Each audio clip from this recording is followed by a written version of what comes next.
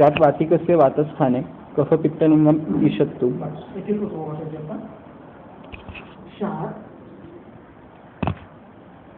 वातिकस्य वातस्थाने कफपित्तलिंगम ईशत्तु. याचा अर्थ लावताना थोडी काळजी घ्यायला लागते.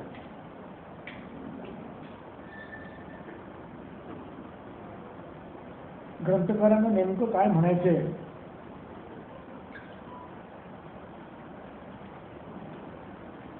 की विष त्रिदोष प्रकोपक आहे परतंत्रपणे.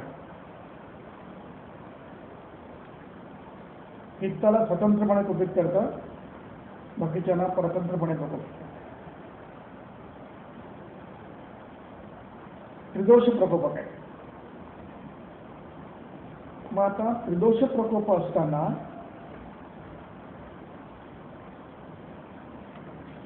वातिकस्य शब्द आहे तो महत्वाचा आहे.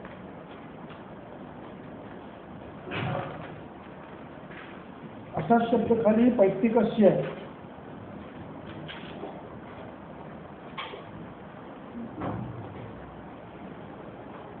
आणि 20व्या श्लोकात श्लेष्मलस्य शब्द नाही आहे, तो आपल्याला घ्यायचा आहे. तो वाक्यशेष आहे का? हा. तर या 3 प्रकृतीमध्ये या विकृतीत हा प्रकृती आहे. रोग्याचं परीक्षण करताना प्रकृती तपासायची आहे ती 2 पद्धतीने मी आयुष्यात पुन्हा एकदा म्हणतो की एक जन्मतः होणारी कुलज देशज अशा ज्या प्रकृती आहेत त्या बल परीक्षणासाठी परीक्षा करायच्या आहेत. त्यांच्या कालकृता बलकृता अशा ज्या आहेत त्या देशकृता वगैरे काही 5-7 प्रकृती आहेत त्या प्रकृत्या बलपरीक्षणासाठी तपासायच्या आहेत. आणि विकृतीचा जी परीक्षा तपासायची आहे ती दोष बलासाठी करायची. ही विकृतीता परीक्षा विकृतीता प्रकृती ही अपचारज असते.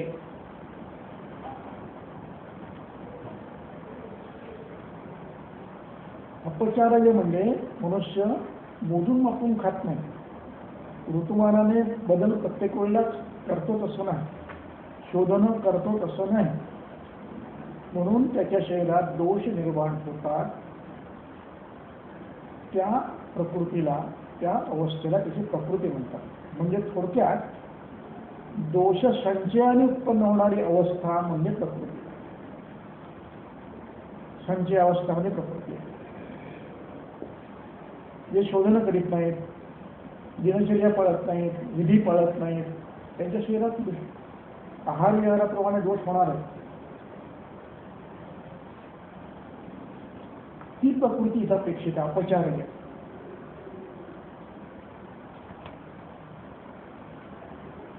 या प्रकृतीमध्ये वातिक व्यक्तीमध्ये वातगुण उत्पन्न होतील, वातलक्षण उत्पन्न होतील. आणि कफपित्त लक्षण ही ईशत होते.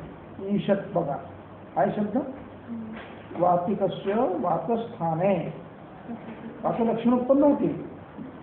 कफपित्त लिंगाने ईशत. ही कफपित्त लिंग होणार नाही कारण हा वातल आहे. त्यामुळे श्लेष्मा प्रकुपित व्हायला श्लेष्मा शरीरात फारसा नाही आहे, त्यामुळे तो जास्त कुपित होणार नाही. मग तो ईशत लक्षण करणार.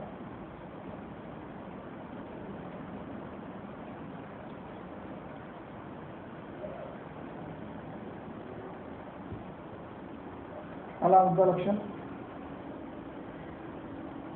वातिकस्य वातस्थाने वातलक्षणाने कफपित्त लिंगाने अन्यत्र सर्वत्र ईशत. मुद्दा महत्वाचा आहे. टीका असल्याशिवाय कळणार नाही. तर टीका थोडीशी एकदा वाचून घ्या आणि मग पुढे जाऊया आपण.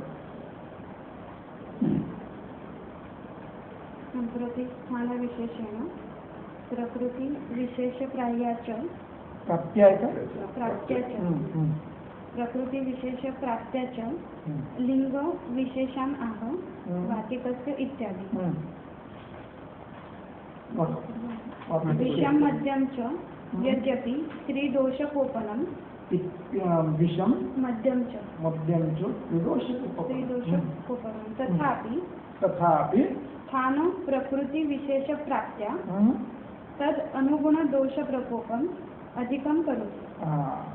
स्थान कोणतं आहे, प्रकृती कोणती आहे, तोच कुपित होणार आहे, दुसरा नाही कुपित होणार आहे. जो बलवान नाही तो ह्याला तरी ईशच होणार आहे.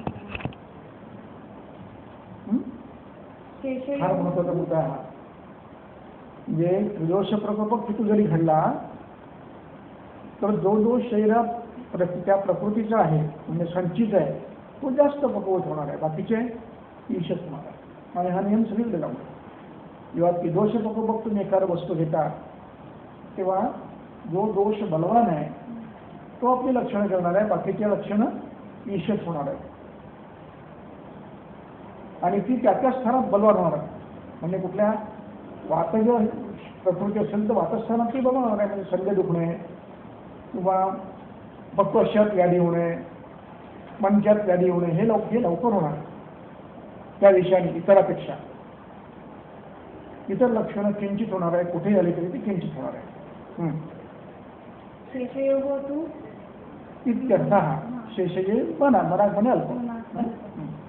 वातिकस्य इति वातप्रकृते हे इथे वातप्रकृतीने शब्दाने नेमकी विकृती परीक्षा घ्यायची आहे. विकृतीतः वातप्रकृती घ्यायची आहे. प्रकृती देशकालज्य प्रकृती नाही घ्यायची, अपचारज्य प्रकृती घ्यायची आहे. कुठे आली माहिती आहे तुम्हाला? विमानामध्ये आलेली आहे ती घ्यायची आहे तुम्हाला इथे. वातस्थाने तत्वाशयाद मग या स्थानात वाताचे लक्षणं जास्त होतील. कफपित्तलिंगम ईशत इति वचनात वातलिंगम बलवत् बलवंत होते. मुद्दा लक्षात आला? वातलिंग होतील असं वाक्य नाही आहे कुठेच. तो वाक्यशेष संदर्भाने घ्यायचा आहे, अधिकरणाने घ्यायचा आहे. अवघड आहे ना?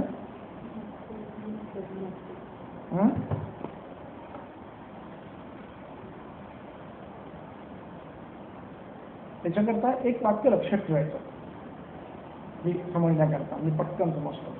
ते वाक्य असं आहे,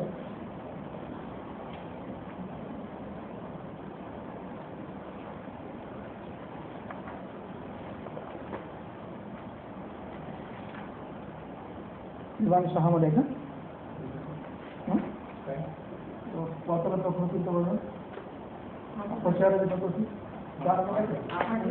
नाही 6 मध्ये ही प्रकृतीत आहे. विकृतीत हा परीक्षा विकृती हा बघा पान नंबर 256 घ्या. 256 मध्ये 16 क्रमांकाचा श्लोक बघा. ही अपचाराची प्रकृती आहे. तत्र वातलस्य वातप्रकोपणात् अन्य सेवमानस्य वातलस्य वातप्रकोपम आपद्यते असं असल्यानंतर इथे वातप्रकोपम आपद्य म्हणायची गरजच नाही, तंत्रयुक्ती घ्यायची. तंत्रयुक्ती कुठली वापरायची? आगत यक्षणे. की वातलामध्ये विष खाल्लं की वात करून देऊ ना, कारण तो त्रिदोष प्रकोप करणार आहे. मग ते लिहायची गरज नाही. हा अपचारज हे बघा त्या पानावरती किती पानाचं 264. हे मला खूपदा सांगावं लागणार आहे, त्याशिवाय लक्षात येणार नाही. या ग्रंथकारांचं ते एक वेगळेपण आहे.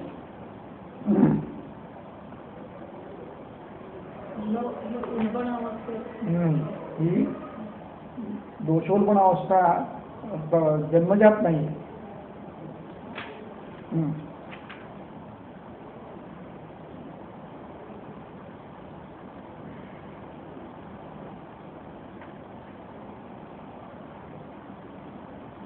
बघा श्लोक 13 मध्ये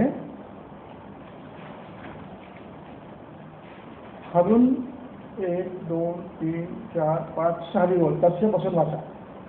तस्य किल तस्य किल दोषाधिक्यात सासा दोष प्रकृती उच्यते. दोषाधिक्यामुळे ती प्रकृती म्हणतो आम्ही. म्हणजे दोषाधिक्य आहे.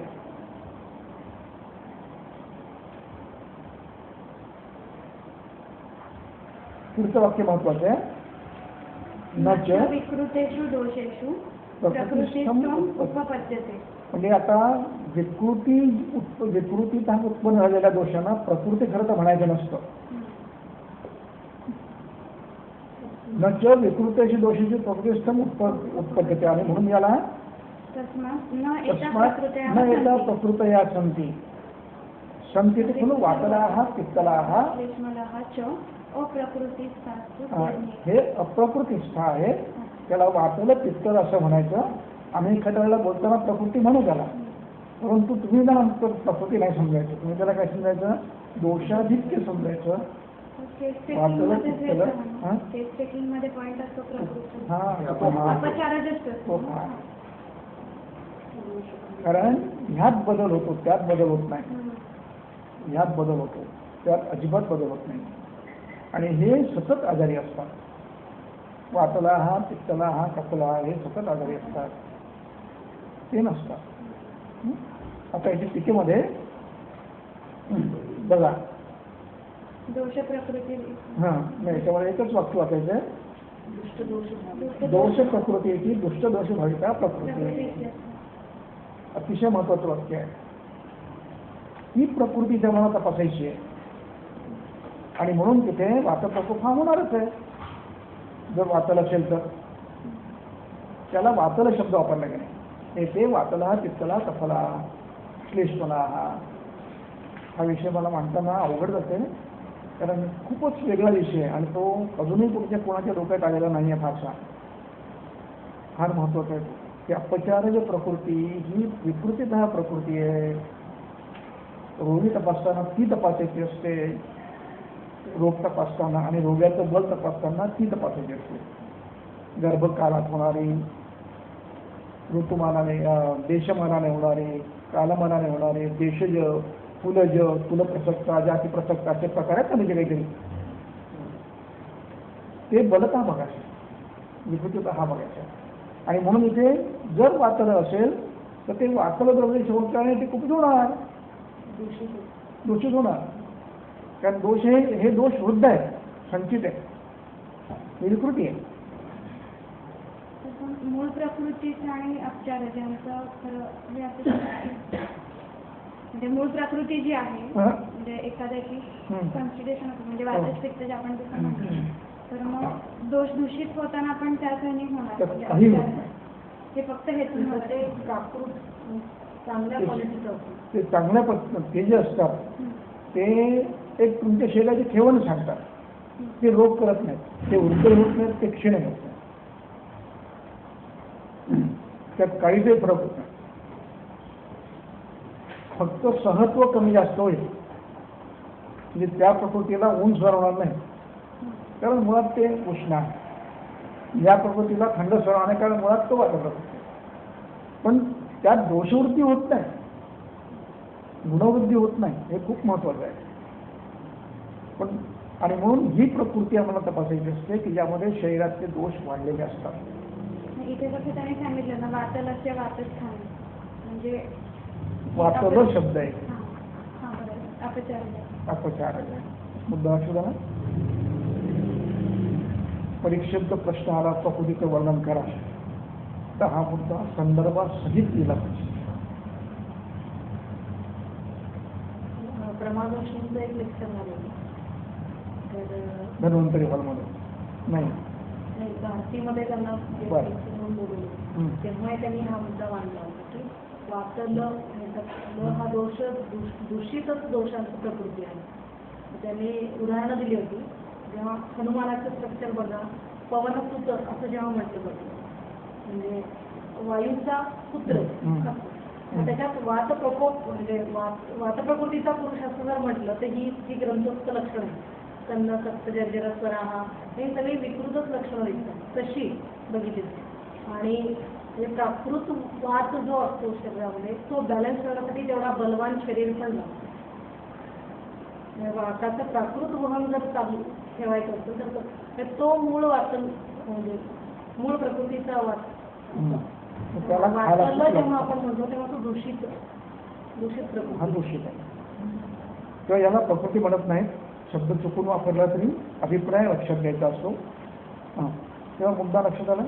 किती बारकाईने अभ्यास करायला पाहिजे तुम्हाला ग्रंथ वाचताना. वाचलक्षणं होतील सांगायला पाहिजे, तुम्ही इथे लिहिलेलं नाही आहे. आपल्याला वास्तवकृती म्हणजे की पुरुष असतो हेच लक्षात राहतं. दूषितच तेव्हा वातिकस्य झालं, हे कळलं. आता मग फक्त आता श्लोक 28ची दुसरी ओळ, तर ही लक्षणं होणार आहे. ही विषयाची लक्षणं आहेत. कृष्णा मोह अरती मूर्छा गलग्रह शर्दी ठेन. वात प्रकृती आणि विषयांचे परिणाम म्हणून ही लक्षण पण होणार आहेत. आता पुढचा श्लोक. पित्ताशय स्थितम पैत्तिकस्य सुपवातयोः विषम तद्वत्. इथे पित्तलक्षणं अधिक होतील, तीही प्रायः पित्तस्थानात होतील आणि बाकीच्या दोन दोषांची लक्षणं ईशत होतील. कारण ती प्रकृती नाही, त्या दोषच नाही आहे कुपित व्हायला. मग त्यात काय होईल? ज्वर क्लम दाह तमो अतिसारादी. ही लक्षणं पैत्तिक लक्षणं तुम्हाला दिसतील. पैत्तिक दिसतील ही लक्षणं. पुढे कफदेशकं कफस्य च दर्शयेत वातपित्तयोश्च ईशत. ईशत कफप्रकृतीमध्ये कफाची लक्षणं बलवान दिसतील आणि वातपित्ताची लक्षणं ईशत दिसतील. मग लिंगम श्वास गलग्रह पंडू लाला वमथू आदी. कळला श्लोक?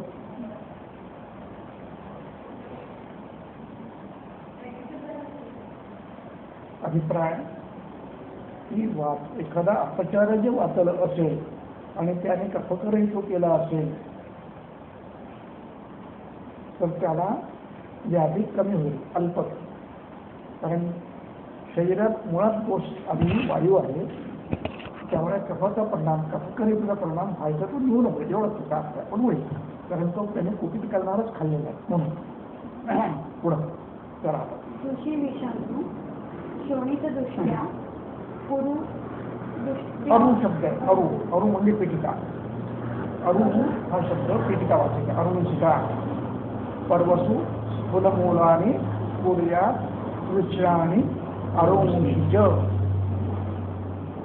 अरु पिटिका. अरु किटिभम कोट लिंगम. किटिभ म्हणजे बारीक बारीक उंच अशा पिटिका आहे ना, म्हणजे ती पिटिभ. कोठ म्हणजे तुमचं अर्टिकेरिया. लिंगमचं विषम एकेकम दोषम संदृश्य परती असून. आता विषम एकैकम दोषम संदृश्य म्हणजे शरीर जसं असेल तसे दुष्ट दोष होणार आहेत. वातल असेल तर वातदुष्ट होणार आहे. पित्त शरीर कफदुष्ट पित्तदुष्ट होणार आहे. कफदुष्ट शरीर तर कफदुष्टी होणार आहे आणि ते लक्षण निर्माण करणार आहेत म्हणजे अशी. मग किटिवे करतील, पैत्तिक असेल तर ते कोठ करतील, कफल असेल तर उदर्द करतील. असे भिन्न भिन्न लक्षणं ते उत्पन्न करायला लागतील. लिंगम कोटलिंगमचं दुःसंदृश्य आणि असं हरेत असून म्हणजे हे दोषी विषय शेवटी मोठे मोठे दुर्लक्ष केलं तर प्राणहर होऊ शकतं.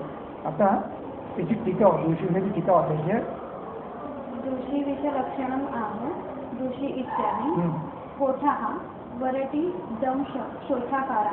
म्हणजे एखादा किडा चावला तर जे होतं बारीकसा किडा चावला डास ढेकून की जे होतं त्याला म्हणतात कोठ. कालांतर प्रकोपी विषम दोषी विषम. दोषी विषयाचा अर्थ कालांतराने उपज होणारा म्हणजे साधारणपणे याने सेवन केलं असेल त्याला वर्षांमध्ये त्रासदायक ठरणार आहे. उक्तम च अन्यत्र दूषितम देशकालादि दिवास्वप्नैः अभीक्ष्णशः यस्मात् दूषयते धातुं तस्मात् दोषी विषम स्मृतम् इति. दूषितम म्हणजे शरीर दूषित झालं पण ते काय करतं देशाचं बल मिळालं, काळाचं बळ मिळालं, दिवास्वप्नादी अभीक्ष्ण केलं, अभीक्ष्ण म्हणजे भरपूर केलं, तर ते व्याधी करायला लागतं. एवं भूतं च गरम एव प्रायो भवति. प्रायः असं गरदेशामध्ये होतं, प्रायः.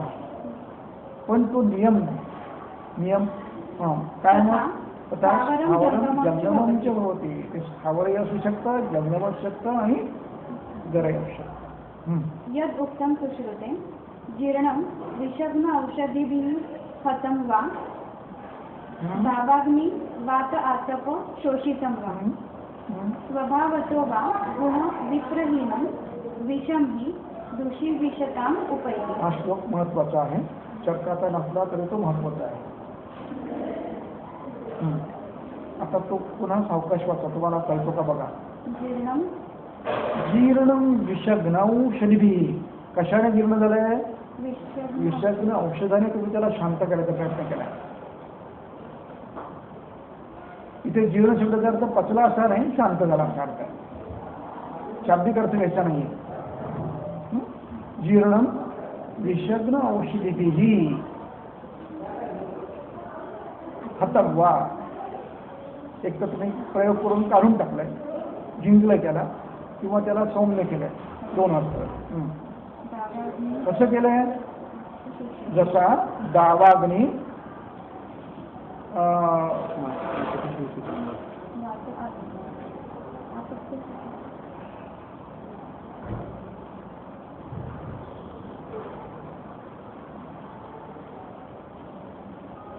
यथा नाहीये. दावाग्नी वात आतप तसंच बघा कल्लम शिकावतो अल्पस्थानाभ्यावर.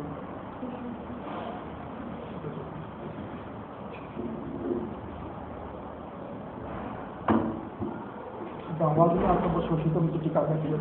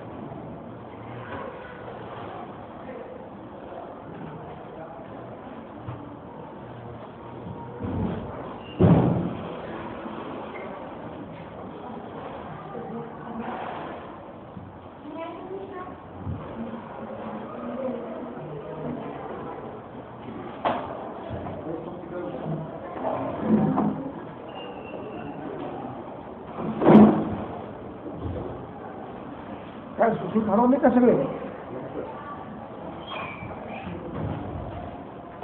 कल्पस्थान अध्याय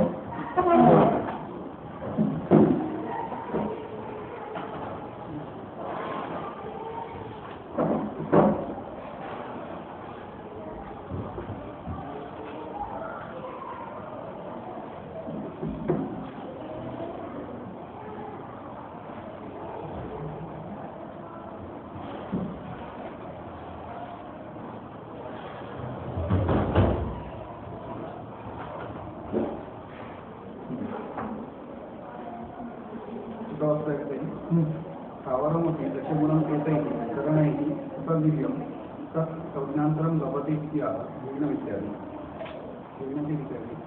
जीर्णादिभिः हेतुभिः गुणविप्रहीनं गुणैः विक्रियादिभिः हीनं दशगुणम् एवं वा मन्दिरं दोषिविषितां प्राप्नोति. सहा गुण सांगितले, त्यापैकी काही गुण कमी तामेव गुणहितां कार्येण दर्शयन् आह वीर्य अल्पे इत्यादि. न निपातयेत् न मारयेत् सद्यस्थिरेण वा मन्दीभूतो उष्णादि गुणविशेषेण विलीनश्लेष्मणा आवृतत्वात् न मारयेत् इत्यर्थः. वर्षगण अनुबन्धी क्षीरकालानुबन्धी इत्यर्थः.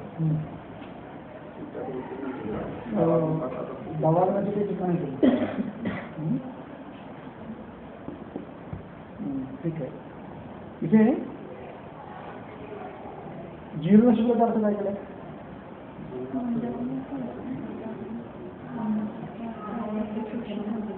दशगुणम एतैः कारणैः सतवीर्यं तत्संज्ञान्तरं भवति जीर्ण म्हणजे कालांतरा खूप दिवस झाल्यामुळे त्यातला एक एक गुण कमी झाला, त्याला जीर्ण म्हणायचं.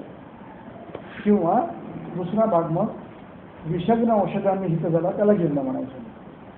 आणि असोच विष हे मग स्वभावता गुणप्रहीणम हे दूषी विष म्हणतात, त्याला दूषी विष संज्ञा प्राप्त होते आणि मग ते चिरकाल काम करतात. हरती असून इथे संदूष्य हरती विषम एकेकम संदूष्य हरती असून हा जो शब्द आहे, असून हा प्राणवाचक आहे.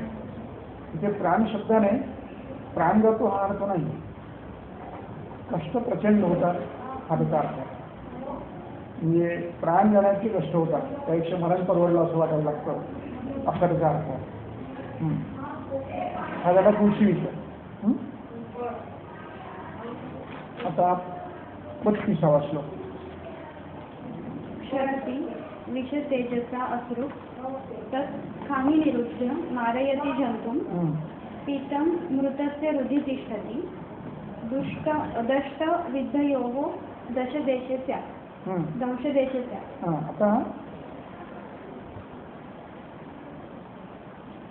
हा श्लोक वाचताना त्याचं अधिकरण काय आहे, विषय काय सांगायचा ग्रंथकाराला, हा महत्वाचा आहे. आतापर्यंत काय झालं, सगळ्या विषयांचं लक्षण सांगून झालं, 200 विषयापर्यंत लक्षण सांगून झालं.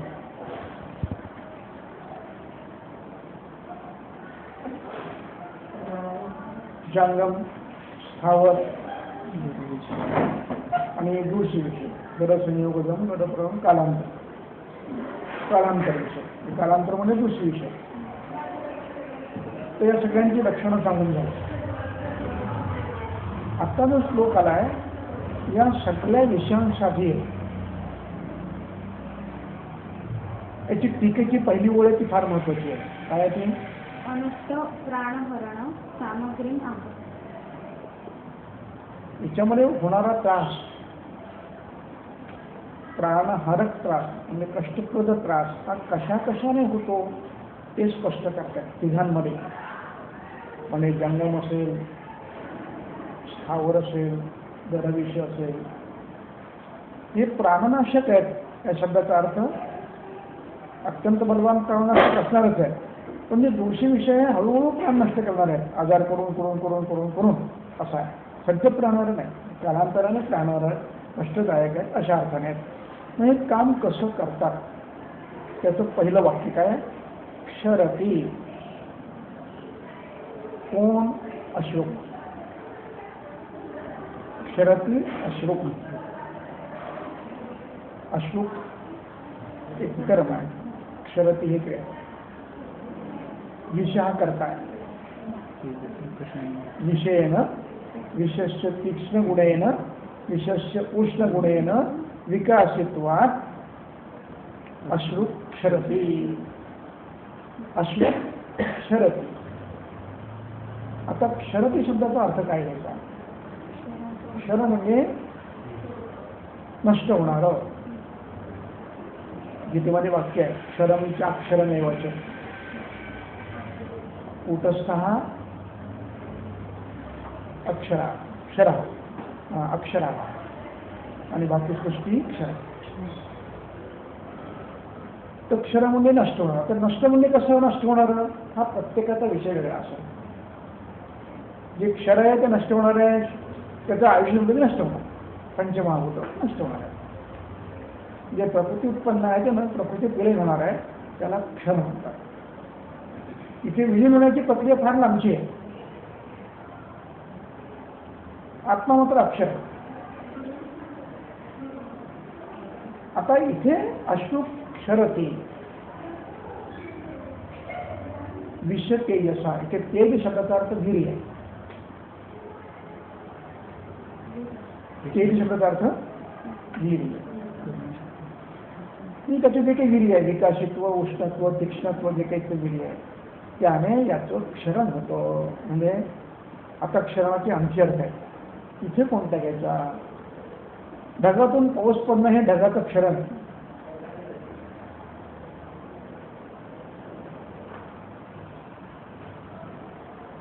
एखाद्या सूक्ष्म पडद्यातून पाझरणं त्याचंही नाव क्षरण आहे. क्षमशः नष्ट होत जाणं त्याचंही नाव क्षरण आहे. इथे अश्रू क्षरती याचा नेमका अर्थ काय याचा? आरबीसी नष्ट होतात, रक्त पातळ होतं, अश्रू क्षरण. रक्तच नष्ट होतं. मग त्यातले प्रत्येक घटक नष्ट होतात. रक्त स्कंदन करणारे, रक्ताला घट्ट करून ठेवणारे तेही नष्ट होतात. आणि म्हणून अक्षर पातळ होतं आणि मग ते पाधरायला लागतं. हाही अर्थ स्त्राव व्हायला लागतं. हाही अर्थ दिसतो. आणि आरबीसी नष्ट होतात. हाही अर्थ दिसतो. कोणतं काय करेल ते फक्त अभ्यासाने ठरवायचे की अमुक विषय अमुका करतो. तर काय काही विषय असे असतं की एका क्षणात तुम्हाला चावून ते दंश झाल्याबरोबर हे व्हायला लागतं. ऑक्सिजन मिळत नाही तुम्हाला, लगेच सांगतात सायनाईड असंच आहे. ऑक्सिजन मिळतं तुम्हाला, मग तुम्हाला अश्रू क्षरती तेजसा गेली शब्दाने वीर्य घ्यायचं आहे. एक कळलं. दुसरं, काही विषय दोषी विषय जेव्हा होतात तेव्हा शरीरातल्या परिस्थितीबरोबर ते मिळवून श्रोतरोध करतात, मंदगरियत्वा, आणि मग व्याधी करतात वेगवेगळे. तिसरं, विषपान केल्याबरोबर जो मरतो त्याच्या हृदयात विष आढळतं.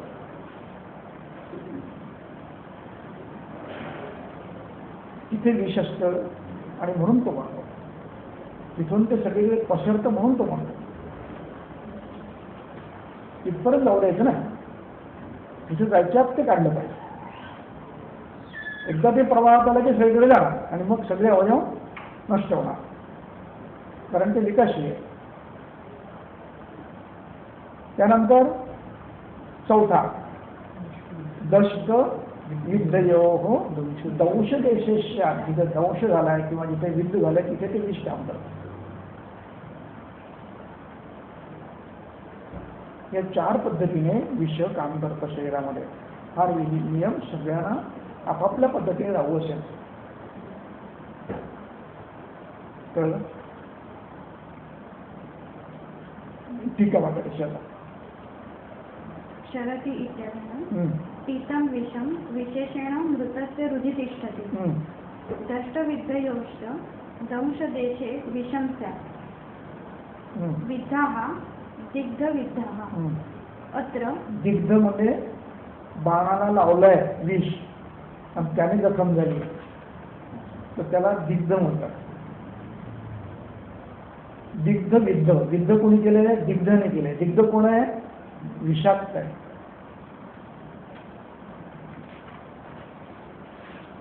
सुरीला लावलंय, सुरी लागली की विद्ध सुरीने विद्ध आहे. सुरी दग्ध आहे, विषदग्ध आहे. जळले दग्धमध्ये जळलेल्या साखरेचे नाही.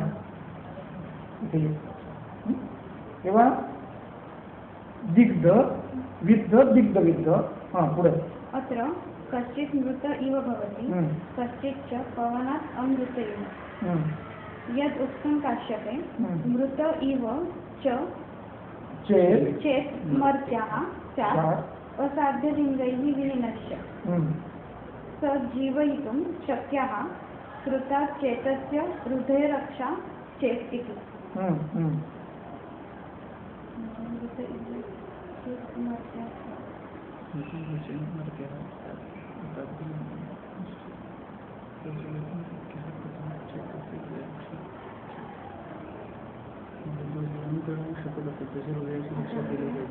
असाध्य लिंग नसतील तर जीवयितुं शक्यः हृदयरक्षा. हां मी अजून तिथपर्यंत नाही आलो, मी पाहिजे मधल्या वेळेत अडकलं. अत्र क्वचित मृतैव भवति कश्चिश्च पवनात् अमृत पवनात् अमृत इव. याच्यात थोडंसं हे झालं.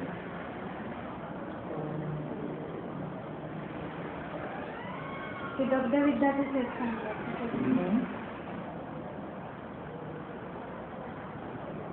हां इथे अत्र क्वचित मृत, क्वचित तो मरतो. मृत इव भवती म्हटलंय, मृत नाही म्हटलंय. मृत इव भरती म्हणजे मूर्छित होतो. पुढे कश्चितच पवनात अमृत असा शब्द घ्यायचा, अमृत नाही घ्यायचा. उच्चारात फरक पडतो. अमृत म्हटलं की काहीतरी वेगळं असं वाटायला लागतं. अमृत म्हणजे तो मरिलेला नाही, असे दोन अवस्था त्याच्या, एक मृत इव आणि इव. पवनात हा पवनात इथे शुद्ध आहे. पवन हा शुद्धीवाचक शब्द आहे. भक्ष्य दंत पवन, पवन म्हणजे शुद्धी.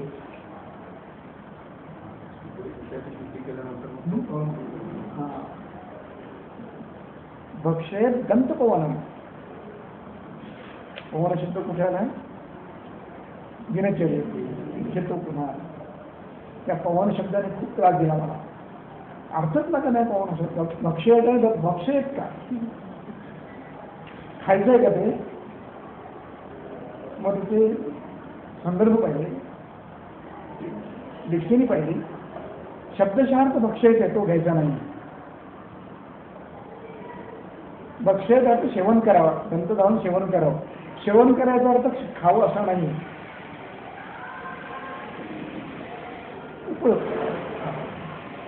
त्या भक्ष्य शब्दाचे अर्थ भिन्न भिन्न आहेत. संदर्भाने सेवन करणे हा त्याचा अर्थ आहे, म्हणजे त्याचा लाभ घेणे हा त्याचा अर्थ आहे. आणि पवन याचा अर्थ शुद्धी, शुद्धीचा दंतशुद्धीचा लाभ घ्यावा हा त्याचा अर्थ आहे. अभिप्रेत अर्थ त्याचा पवनम. काय आता पुढे काश्यपीय झालं, हे झालं. सजीवतुम शक्य हा, असे जे आहेत ते मिळू शक्य आहेत. चेत असे जे अमृत आहेत, मृतवत आहेत, पण गेलेले नाही आहेत. आणि औषध शोधन केल्यामुळे, विशेषोधन केल्यामुळे ते आता मला पलीकडचे आहे, मला नाही आहे. ठीक आहे, थोडेसे त्रासदायक आहेत. सजीवतुम शक्य हा, अशांना वाचवणं शक्य आहे. कृता म्हणजे केलेली. कृता आकारांत स्त्रीलिंग आहे. कृत शब्द आहे, मूळ कृ धातू आहे. त्याचा कृत हा काय आहे? कबू धातू आहे. आणि त्या कृताचा हा स्त्रीलिंगी आकारांत स्त्रीलिंगी आहे. कृता चिकित्सा कृता, चिकित्सेचं विशेष आहे. चिकित्सा कृता चेत, जर हृदयाची चिकित्सा केली तर तो वाचणार. म्हणजे असं झाल्यावर पटकन त्याला दिलेला सोनं टाकायचं, घरात तेवढं करायचं, म्हणजे मग हृदय रक्षा होतं. तर इथपर्यंत कळलं. करायला मलाही खूप त्रास झाला. एक आपण करत नव्हता सगळ्या गोष्टीचा, पण आज सकाळी सकाळी लागला. पुढं नील ओष्ठ दंत शैथिल्य. दंत शैथिल्य असं वाटायचं. नील ओष्ठ दंत शैथिल्य, दंत शैथिल्य, केशपतन, अंगभंग विक्षेपः, शिशिरैः न लोमहर्षो, न अभिहते दंडराजिष्य. हा श्लोक समजण्याला खूप गमतीशीर आहे बरं का. मी समजतो फार सोपं आहे. न शिशिरही लोमहर्ष, शिशिर नसून सुद्धा लोमहर्ष जाणवतो. हा माणूस शेवटची वेळ वाचून घ्या, मार्क लावा. एतेभ्यो अन्यथा ही लक्षणं नसतील तर तो चिकित्सा आहे. एतेभ्यो अन्यथा चिकित्सा, ते चिकित्सा चिकित्सा तेषांचे उपक्रम हा श्लोम, त्यांचे उपक्रम पुढे सांगणार आहोत. आता हे कोण आहेत? अन्यथा कळायला ते पहिले कळलं पाहिजे ना आधी. तर ते अन्यथा कोण आहे की जे मरणार आहे त्यांची चिकित्सा करण्यात फारसा अर्थ नाही. ते कोण आहेत? एक त्याचे ओठ निळे झाले, दंतमांस निळे झाले, पुढे काय दंत शैथिल्य झाले, दात फाडायला लागले विषाचा परिणाम म्हणून, केस झडले, अंगभंग झालाय, नासाभंग झालाय, नाक पकड झालाय, अंगभंग आणि विक्षेप झाले. विक्षेप सुद्धा अर्थ समजून घ्यायला हवा. विक्षेप म्हणजे टाकणे, आक्षेप म्हणजे झटके, विक्षेप म्हणजे पसरणे, टाकणे असा अर्थ आहे. वेगवेगळ्या अवयवांचं ढिलं पडणं हा त्याचा अर्थ आहे. अवयवांचं विक्षेप. मग काय आहे की डोळ्याची पुतळी मोठी झाली हा विक्षेप, तिचं स्वस्वरूप टाकलंय की डायलेटेड झालंय ते विक्षेप. हातपाय ढिले पडले आहेत,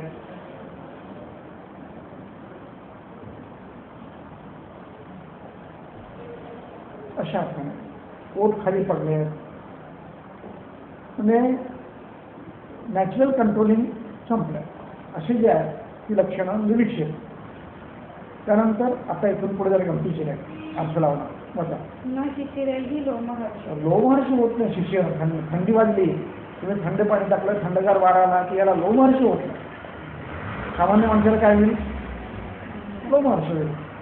याचा अर्थ याला थंड भागत नाही, कळतच नाही थंडी याला. याचा अर्थ संज्ञानाश झाला.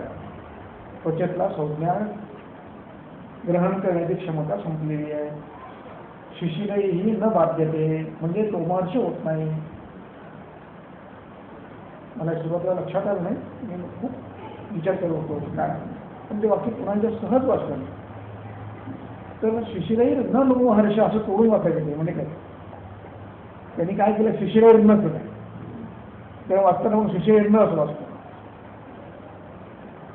शिशिरही न लोमहर्ष. पुढे असाच पुढचं आहे. न अभिहते त्याला जर दंडा मारला त्याच्यावर दंडाचं वळ उमटत नाही. अभिहते न दंडराजी, वळ उमटत नाही. पाठीवर वळ म्हटलं म्हणतो ना आपण, ते वळ उमटत नाही त्याची मारलं तर. शतजम शताच्च न याती न आयाती. क्षतातलं विष कितीही ओढलं तरी परत येत नाही. क्षतजम क्षताच्च न आयाती एतानि भवती. किती आहेत लक्षणे? एक नील ओष्ठ, नील दंतमांस, दंतशैथिल्य, केशपतन, अंगभंग, निक्षेपा. एक गट झाला. दुसरा शिशिरही न बाधते. अभिहते दंडराजी न स्यात्. अभिहते दंडराजी न स्यात्. सोपं आहे ना संस्कृत समजायला. दंडराजी न स्यात् म्हणजे दंडाचं वळ उमटत नाही. दंडराजी न स्यात्. क्षतजम क्षतात न याती. कोण न याती? विषम न याती. विषय करताय, कर्म आहे. न आयाती. न आयाती. आयाती म्हणजे परत येणं. एतानि भवती मरणलिंगानी एभ्यो अन्यथा. या लक्षणावरून जर तो भिन्न असेल रोगी तर काय समजायचं? चिकित्सा. तो चिकित्से सगळे चिकित्से आहे. आकारांत नाही, बहुवचन चिकित्सा. रामः रामो रामाः. त्याप्रमाणे ते चिकित्सा सर्वे. तेषां उपक्रम, त्यांचा उपक्रम ऐका. इथपर्यंत तरी कळलं? श्लोक कळला?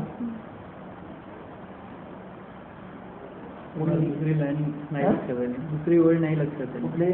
शिशिर लोमहर्ष. तर मग त्यांनी नकार पुढच्या याला का नाही लावला? कुठला? शिशिर लोमहर्ष नाभी हती दंडराजी. हां शिशिरे ही ते अभिहते न दंड अभिहते नाही, अभिहते न दंड राहिलीच तर त्यांनी केलं त्यांनी. वाक्यरचना करताना आहे केलेलं आहे. संस्कृतमध्ये कुठलाही शब्द कुठेही टाकला चालतो. नाही तशा अर्थाने नाही सर, म्हणजे का कन्फ्युज होतो मग असा काही नाही अर्थ लागू शकत की शिशिर म्हणजे शिशिर नसतानाही लोमहर्ष आहे असं. मला सुरुवातीला असं वाटलं, पण शिशिरे लोमहर्षः न तर काय करायचं. ते न शिशिरे लोमहर्ष म्हणजे थंडी नसून सुद्धा लोमहर्ष आहे असं काही नाही होऊ शकत. तृतीय आहे, शिशिरे तृतीय आहे, थंडीने म्हणजे थंडी आहे तर लोमहर्ष म्हणून व्याकरण चांगलं पाहिजे. शिशिरचा अर्थ शिशिर ऋतू न घेता शैत्य शिशिर ऋतू घ्या, थंडगार वारा घ्या, एसी घ्या ना, एसीतनं बाध्य ते असं म्हणा. अगदी काय म्हणतात त्याला किती मिनिमम किती असतं, 28 24 नाही पद्धत त्याला रोमहर्ष येत नाही, अंगावर चादर टाका म्हणत नाही आहे.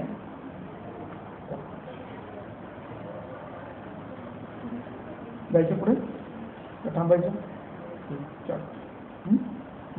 मंत्र अरिष्ट. आता इथून चिकित्सा सुरू झालेली आहे.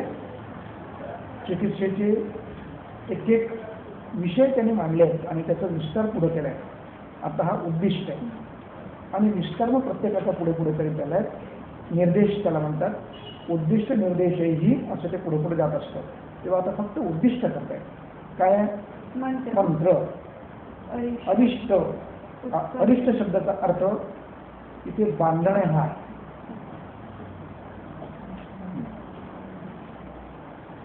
कर्तन कर्तन. तुझ्यावर चिरा घालणं, कापणं. निष्पीडन. निष्पीडन. वाचा. चूषण. आचूषण. चूषण. हा चूषण. अग्निपरिषेकः. अग्निपरिषेकः. अवगाह. रक्तमोक्षण. वमन विरेक उपधानानि. हृदय आवरण अंजन नस्य धूम लेह औषध प्रशमनानि. प्रतिकारणं प्रतिविषं संज्ञा संस्थापनं लेपः. घृतसञ्जीवनम् एव च विंशतिः एते चतुर्भिः अधिका. स्युः उपक्रमा यथा ये यत्र योज्या शृणु तथा तानि. आता खालची ओळ महत्वाची आहे. ज्वरात आठवतं का तुम्हाला? ज्वरामध्ये लंघनम सृजनम कालो जवाबुस पित्तक्रोरसः इथे वाक्य पुढे आहे. यथा ये अशा अर्थाचं वाक्य आहे. जी अवस्था आहे ती वापरा. आला कशाने सुरुवात उपवासापासून असं नाही.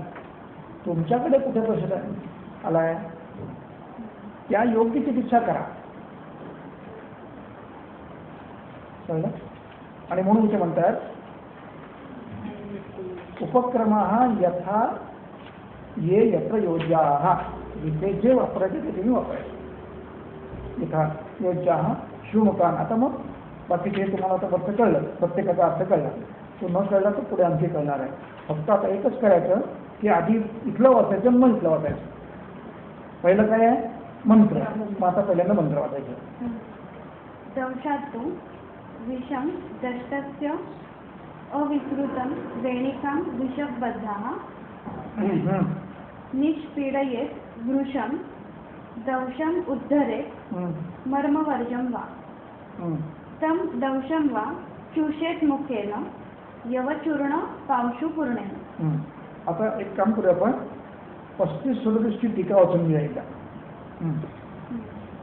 मंत्र इत्यादी. मंत्रस्य विषहरेषु श्रेष्ठत्वात् अग्रे अभिधानम्. यत् उक्तं विषं तेजोमयैः मंत्रैः सत्यब्रह्म तपोमयैः यथा निवार्यते क्षिप्रं प्रयुक्तैः न तथा औषधैः इति. आता त्यातला एक शब्द महत्वाचा आहे. सत्य ब्रह्म तपोमयैः. कुणीही मंत्र टाकून बदलणार नाही. मंत्र त्यानेच टाकला पाहिजे याचं सामर्थ्य आहे. त्या मंत्रावरचा अधिकार आहे आणि त्याचा मंत्र कार्यकारी ठेवणार आहे. त्यानेच तो टाकायचा आहे. म्हणजे फक्त मंत्र टाकून बरे करणारे लोक म्हणतात मंत्र. कमी जास्त प्रत्येकाची क्षमता असेल, पण पाचगावकर महाराज, तुझं नाव ऐकलं असेल, पाचलेगावकर महाराज, यांचे मंत्र हमखास लागतात सर्पदंडावर. असेच टेंबेस्वामी यांची मंत्रसिद्धी प्रचंड होती. त्यांनी मंत्राला गेली स्वतःला. असे ठराविक असतात, सगळ्यांनी ते मंत्र करून चालत नाही. त्या मंत्र हा शक्यतो न वापरण्याचा प्रयोग आहे. की सिद्ध म्हणून तरच त्याने वापरायचा. या मंत्राने मी जरा करतो बोंधूपणा, ज्याला ब्रह्मचर्य नाही, तप नाही, तो ते करू शकत नाही. मग त्याचं दिवशी विषय होतं. म्हणून त्या माणसाकडून ते करून घ्यायचं नाही. पुढे अरिष्टाः द्विविधाः मंत्रेण रज्वादिर्दीवा विष उपरि बन्धाः. अरिष्टादेवीला मंत्रेण रज्वादिर्वा विषयोपरी बंध. विषयावर बंध टाकायचा, मंत्राचा बंध असतो. तो मंत्र टाकून तिथे अशी रेषा मारली तरी काम होतं, किंवा पाणी भरव तरी काम होतं. तो विषबंध असतो. स्वामींच्या पुस्तकात एक कथा आहे. ते कुठे जात असताना एक साप वेटर करून बसला होता, आणि हा साप विषारी. हा आपल्या यज्ञकर्मात पुढे येऊन गोंधळ झाले म्हणून त्याला त्याने मंडल करून टाकलं. आणि मंडळ करून टाकून सगळे कार्यक्रमात पण घरी गेले आपापल्या स्थानाला. रात्री त्यांच्या लक्षात आलं की सापाला आम्ही बंद घातलं आहे. रात्री उठून आल्यानंतर बंद मोकळा केला, तोपर्यंत साप तिथंच पडला होता. त्याच्यामध्ये पुस्तकात असे बंध टाकता येतात. म्हणून त्याला अरिष्टाला दोन प्रकार आहेत, एक रज्जू बंधन किंवा मंत्राचं बंधन टाकणं. हे प्रकार पूर्वी करत होते, फक्त सिद्ध लोक करतात. बंधू लोकांचे मंत्राचा उपयोग होत नाही. सिद्ध पुरुषाने केला तरच त्याचा उपयोग होतो, हे लक्षात ठेवा. उपदानं विषसंक्रमणार्थं मस्तके भेषजदानम्. उपदानं विषय संकलातं मस्तके भेषजदानम्. हृदय आवरणं हृदयरक्षाकरम् औषधम्. प्रतिविषं विषान्तर प्रयोगः. मृत संजीवनं विषेण मृतस्य अमृत इव संजीवनकरं भेषजम्. म्हणजे त्याला मरून देता त्याला जिवंत ठेवणं. शेषं व्यक्तं विवरणग्रंथेन स्फुटं भविष्यति. ते ग्रंथ पुढे ते आणखी स्पष्ट होईल. आता इथे मंत्राचं वर्णन त्यांनी केलेलं नाहीये, इथे केलेलं नाहीये. करायला हरकत नव्हती, पण त्यांनी केलेलं. पुढे असेल कदाचित तर बघूया. तेव्हा आता मग त्यांनी काय केलं, मग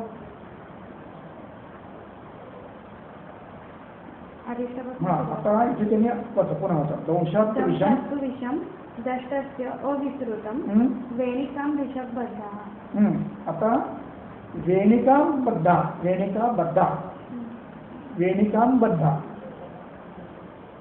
बद्धा म्हणजे बांधलेली, वेणिका म्हणजे अरिष्ट. कोणी बांधली आहे? भिषजा, भिषकबद्धा, चिकित्सकाने बांधलंय. तू चावला तर त्याला लगेच तिथं बांधतात ना त्याची बद्धा, विषय ही बद्धा. म्हणजे इथे अरिष्ट जो वर्णन, अरिष्ट जो शब्द आला त्याचाही वर्णन आहे. दंशस्तु विषदस्तस्य अविसृतस्य अविसृतं वेणिकां विषकबद्धा बद्ध्वा. विषक वराने वेणिका बांधायची. आता याची टीका आहे का बघा. वेणिकां बद्ध्वा येते बाधा. वारणिकां बद्ध्वा, विषाला पसरू देणार नाही असं बंधन. वारणिका म्हणजे अवरोध करणार. अनेन च सामान्य अभिधानेन मंत्र व्यापारो अपि अरिष्टानं कथिता. मंत्राने ते करता येतं. मंत्रात भिन्नाच अरिष्टिका. उत्तम च अन्यत्र अरिष्टाम् अपि मंत्रैश्च बध्नीया मंत्र कोविदाः. साधु रज्वादिभिवद्धा विषप्रतिकारी मता. सुश्रुत कल्पस्था अध्याय 5. हा झाला अरिष्ट. आता पुढे निष्पीडयेत निष्पीडयेत दृशं दंशम उद्धरेत मर्मवर्जं वा. तं दंशं वा चूषेत मुखेन यवत् चूर्ण पांशु. निष्पीडयेची टीका आता. निष्पीडयेत इति निष्पीडनेन विषम घालयेत. म्हणजे त्याला त्या दत्तेला हे खूप पीडा करून ते विष शक्य थोडं आपण नाही का लागलं की पटकन असं करून दत्त करून टाकलं त्याला निष्पीडन म्हणतात. उद्धरेत प्रकारे उत्कृत्य अपहरे. आता उद्धरेत किती उत्कृत्य अपहरेत जे काही चावलेला दात बीत काय असेल तर तो काढून टाकायचा. का आता तुमच्या त्याच्या काटा असतो कोणाचा मधमाशीचा तो काढावा लागतो. उद्धरेत जे काय असेल ते काढायचं. आता इथे जो एक शब्द आलाय मर्मवर्जम वा त्याची टीका आहे का बघा. मर्मवर्जम इति मर्मणि उपघातं निषेधयति अव्रणे.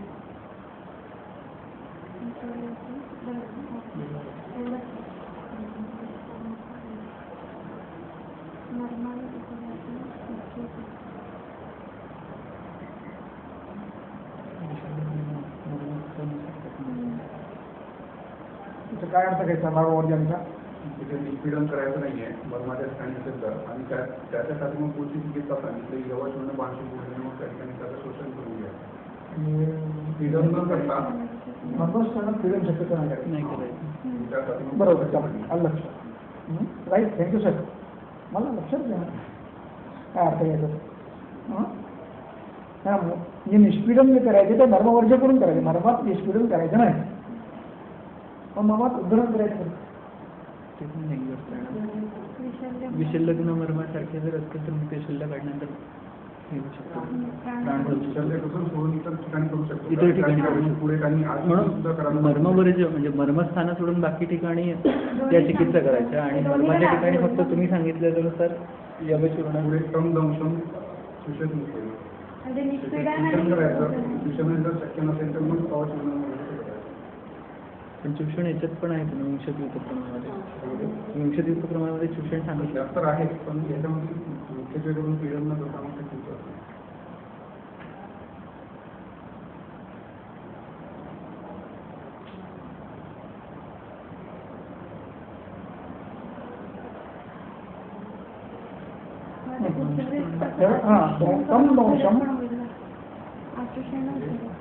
चूषेत मुखेन यवचूर्ण पांशु पूर्णेन मुखेन असं वाचायचं.